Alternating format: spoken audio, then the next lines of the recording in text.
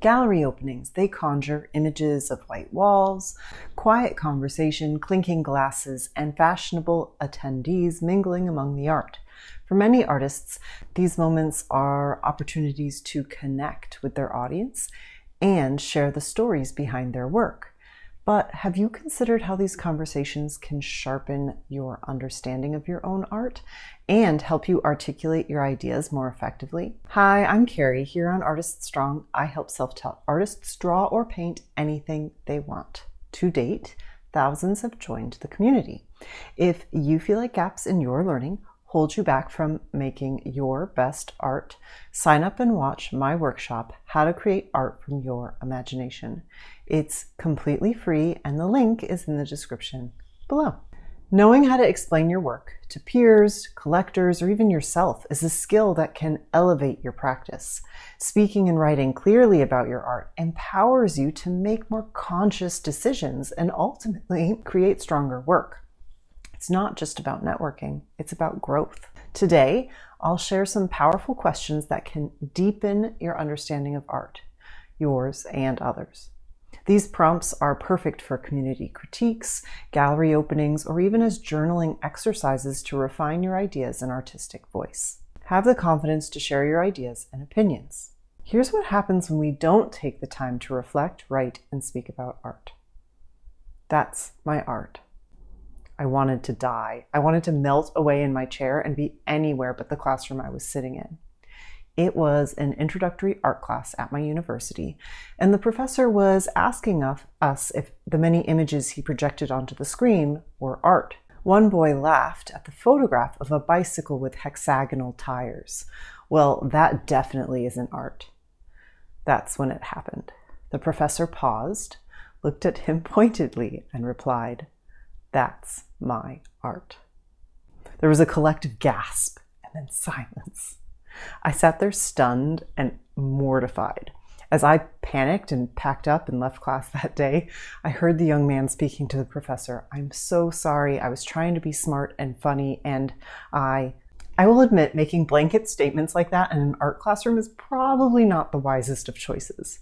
But haven't we all been him? I mean, how many times do you look at contemporary art and think, that's art?" I know there are a bunch of you watching this right now and thinking about a banana. Here's the thing. We get to decide what kind of art we do and don't like. And we can be more confident about that when we better understand how to talk about art. This moment taught me the importance of understanding and articulating why I value or don't value a piece of art. It's not about having the correct opinion. It's about being able to back up your perspective with thoughtful reasoning. Today, I encourage you to review these questions I offer and ask yourself if you can answer them about both art from others and your own. In fact, I would love to see you put this to practice in the comments. Use this video as a workspace to start workshopping your ideas. Is there an artwork here you are most proud of? Why? This question uncovers the artist's emotional connection to their work. For self-reflection, ask yourself which piece resonates most with you and why. What challenges did you overcome to create it? Which elements and principles of art take priority? What does it reveal about your growth as an artist? What inspired this piece or idea? Inspiration is often complex and it can take time and distance to articulate it fully. Reflecting on your motivations helps you better understand your creative process. Sometimes inspiration reveals itself only after the work is complete, but it's always there. When I started my Anonymous Woman series, I was motivated to share the story of women documented for the novelty of their work, but not important enough to record their names. That inspired me to action. But in my piece, Savor Every Moment, the idea came after the medium. I kept the cloth pre-folds I used to diaper my daughter, feeling called to embroider into them. It took time to decide what. What is your most important artist tool?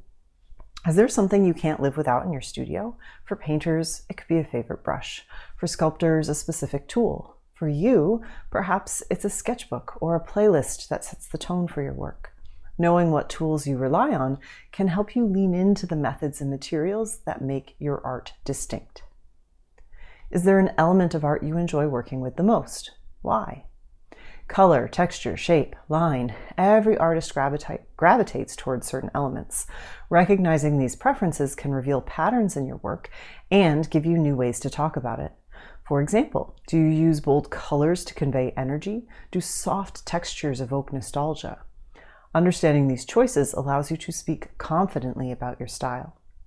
I have several other videos on this topic, but suggest you watch Defining Style for an Artist, the 6 Qualities of Style, to dig into this topic further. Today's video is brought to you by my ebook, Art Speak. Inside, I break down an introduction to art theory designed to help self-taught artists like you confidently express your ideas. Whether you're crafting an artist statement or refining your artistic voice, this resource provides the tools to talk about your work with clarity and confidence, understand how your artistic choices create meaning, and should you find yourself in a situation where someone replies, "That's my art," you will have the knowledge to engage in thoughtful discussion instead of a rambling apology. Many complain about gatekeepers in the art world, but the truth is, we can change the narrative by participating in it.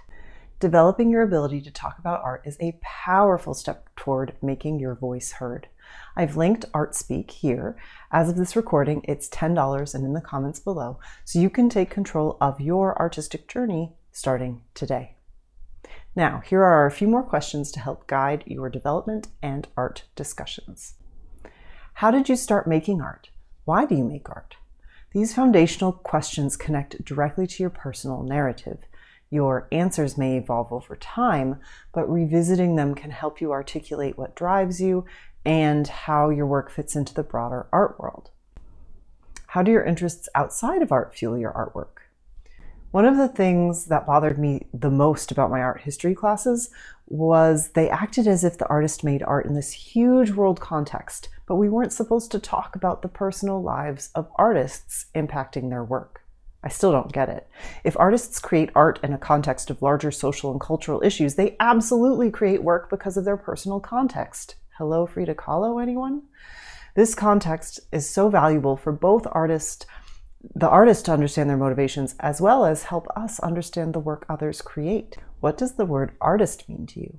While this isn't directly related to the art, it is something I think we collectively feel pressure to have a clear answer to and feel like there's a right or wrong answer.